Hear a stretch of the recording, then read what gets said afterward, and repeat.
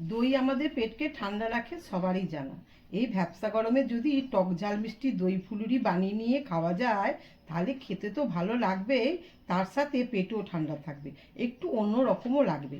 নিরামিষ দিনে বা উপোসের দিনে খেলে তো কথাই হবে না এর স্বাদ। আপনারা বাড়িতে একবার হলেও আমার মতন টক ঝাল মিষ্টি দই ফুলুরি বানিয়ে খাবেন। এটা বাড়ির ছোটরা তো মজা করে খাবেই, আর বড়দেরও বারবার খেতে ইচ্ছে হবে। আপনাদের সবাইকে ভিডিওটি শেষ পর্যন্ত দেখার অনুরোধ রইল। আশা করি আপনাদের ভালো লাগবে। নমস্কার বন্ধুরা, আমি কেয়া কিচেন ইজ ইওর চ্যানেলে আপনাদেরকে আবার একবার স্বাগত জানাই।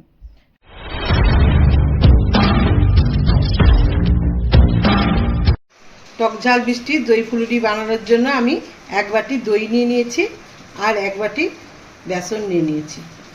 দই ফুলুরিতে একটা মশলা বানিয়ে নেবো, এর জন্য নিয়েছি ধনে হাফ চামচ, জিরা হাফ চামচ আর 1.5টা শুকনো লঙ্কা, এগুলো শুকনো খোলায় ভেজে নেব।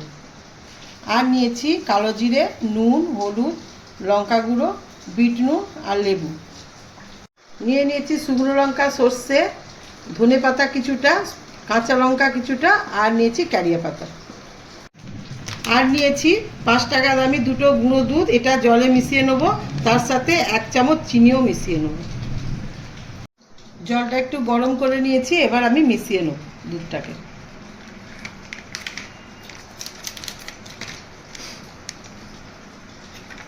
আর চিনিটাও মিশিয়ে নেব।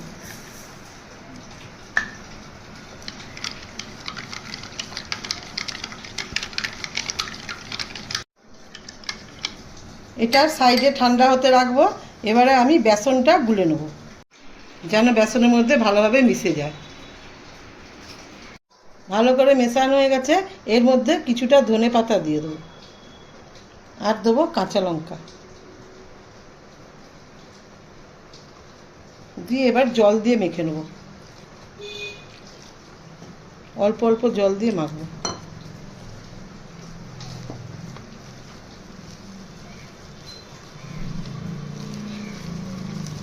ভালো করে ফেটাতে হবে। ভালো করে ফেটালে ফুলুরিগুলো ভালোভাবে ফুলবে।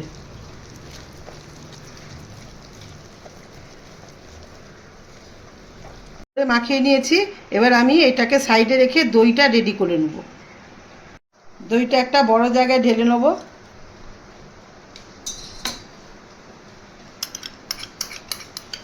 নুন মিশিয়ে নেব।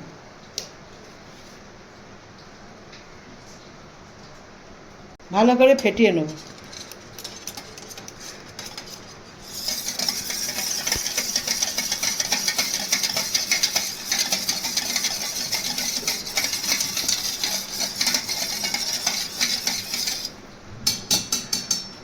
এরপর আগে থেকে যে গুঁড়ো দুধ গুলে রেখেছিলাম চিনির সাথে, সেটা এর সাথে মিশিয়ে দেবো।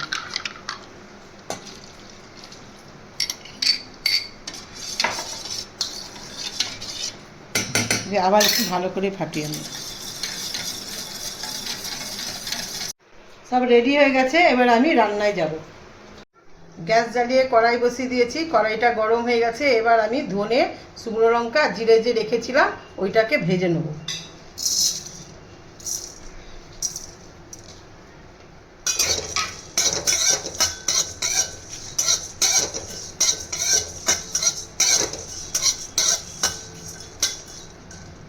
যতক্ষণ না একটা সুন্দর গন্ধ আসে ততক্ষণ ভেজে যেতে হবে। ভাজা হয়ে গেছে, সুন্দর গন্ধ উঠে গেছে। এবার আমি এটাকে নামিয়ে শিলে বেটে নেব।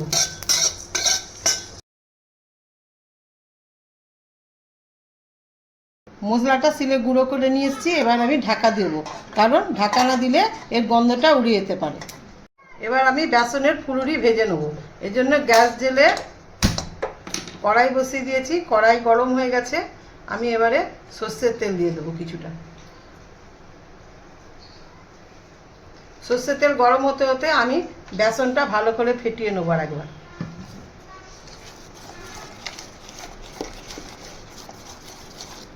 যত ফেটাবেন তত এর স্বাদ বেড়ে যাবে। আবার এর মধ্যে আপনারা পেঁয়াজও দিতে পারেন, আমি নিরামিষ বানাবো তাই পেঁয়াজ দিলাম না। তেল গরম হয়ে গেছে, প্রথমে আমি একটু চেক করার জন্য একটু বেসন দেবো, দেখবো ওপরে উঠে আসছে নাকি। আর একটু গরম হবে, ভালো করে গরম হয়ে গেছে। এবার আমি একই সাইজের ছোট ছোট করে ফুলুরি বানিয়ে নেব।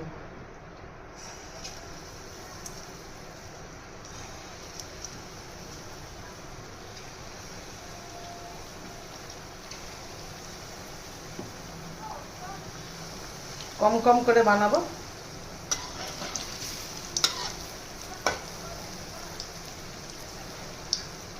দেখুন কত সুন্দর ফুলেছে।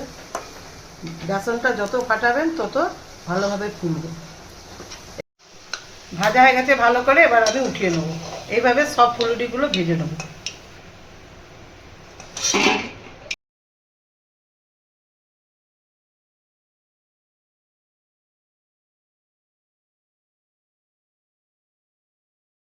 সব ফুলুরিগুলো কি সুন্দর ফুলে গেছে, দেখুন সব ভাজা হয়ে গেছে। এবার আমি এগুলোর মধ্যে একটু বিন নুন আর ভাজা মশলাটা মাখিয়ে নেব।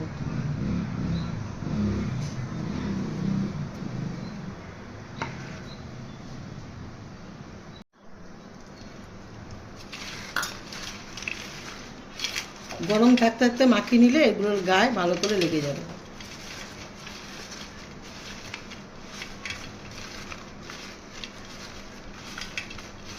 এবার আমি একে একে দইয়ের সাথে মিশিয়ে দেবো।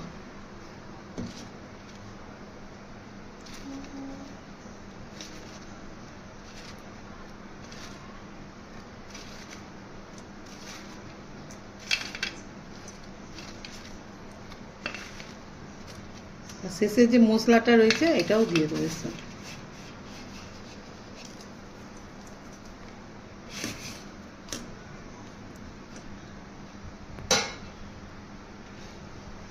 কাঁচা লঙ্কা কুচি মিশিয়ে দেবো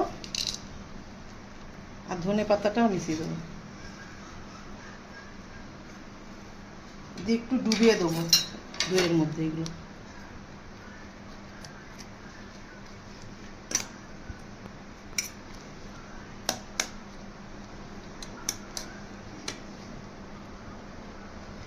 ফুলুরি ভাজার পর অনেকটা তেলই ছিল, বেশ কিছুটা তেল আমি উঠিয়ে নিয়েছি। আর একটু তেলের মধ্যে আমি শুকনো লঙ্কা, সর্ষে এগুলো ফুটে উঠুন। শুকনো লঙ্কা এবং সর্ষেটা ভালো করে ফুটে উঠেছে। এবার আমি কারি পাতাটা দিয়ে দেবো।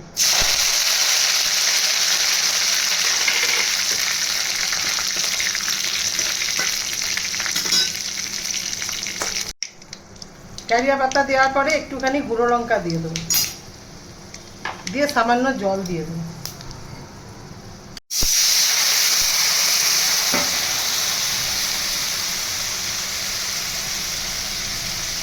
এটা দইয়ের ওপরে ঢেলে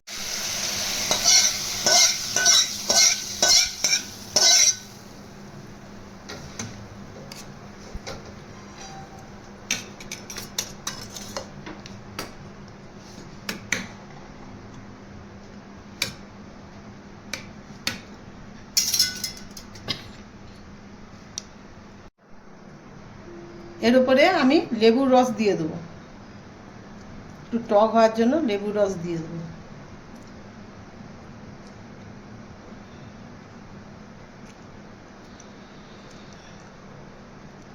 বিন নুন দেবো,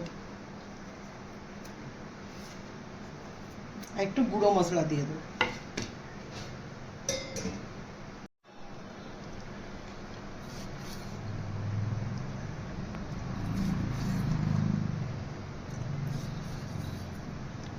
এবার এটাকে 10 মিনিট ফ্রিজে রেখে দেবো, তারপরে সার্ভ করব।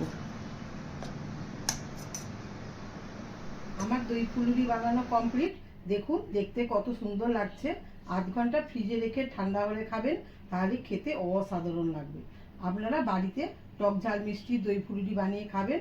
রেসিপিটা কেমন লাগলো আমাকে কমেন্ট করে জানাতে ভুলবেন না।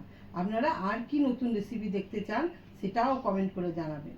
যদি আমার ভিডিওটা ভালো লেগে থাকে তাহলে ভিডিওটাকে লাইক এবং শেয়ার করে দেবেন এবং চ্যানেলটাকে সাবস্ক্রাইব করে দেবেন। ভিডিওটা শেষ পর্যন্ত দেখার জন্য আপনাদেরকে ধন্যবাদ জানাই।